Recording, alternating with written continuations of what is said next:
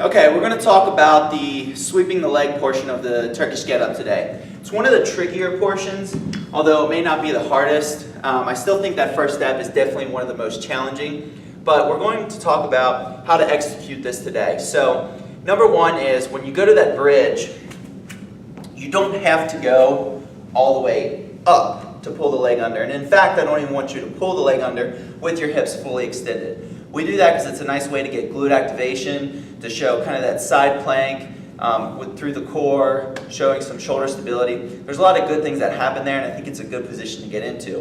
But it's not one to pull your leg under your body. So the way we coach this is we have people come all the way up, and then we drop them down to just a couple inches off the ground. Now in this position, the shoulder is still not jamming up into my ear. We're staying nice and proud. Kettlebell's positioned above my shoulder, and we just get people to learn to lift this leg because we have to be able to balance on these 2 points with that kettlebell above our hand.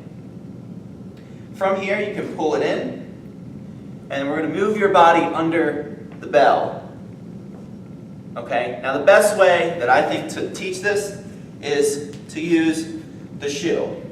Okay? This is going to tell people where that proprioceptive vertical position is so that they can keep it balanced throughout.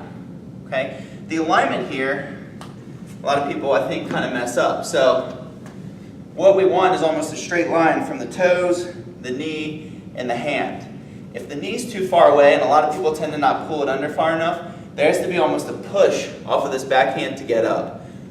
We coach to get it relatively close, so we've got that nice flat back, and we almost just kind of hinge at the hips as we get tall. Okay, when you come back through, we tell people that they may need to reposition this leg out just a little bit to clear some space. So we lift the knee up, loading that back arm, the leg threads through, or thread the needle, and we get a nice little slide, pulling this leg back nice and tight to the body so we can do our power slide on the way down. Okay, so from the bottom up, we're going to go to our elbow, corkscrew that backhand to get to our bridge. We're going to drop the hips. We're going to pull that leg in and under, and there we are. Now, some people don't have the mobility and shoulder stability coupled to be able to achieve this. So one of the things we can do is actually have them sit on their butts after they finish the bridge. So all the way up, then all the way back down.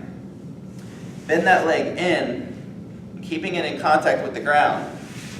Slide it right under their bodies. This is a great alternative for people who maybe have some issues with different body parts that prevent them from actually hovering and pulling that leg under. Either one's fine, but what you want to make sure is that you coach people in the position of where their hand, knee, toe need to be so they can feel that weight shift, especially as they go from here to here. This has been how we coach the Get Up to Leg Sweep. Hope you guys learned some things from that. Check out our YouTube page.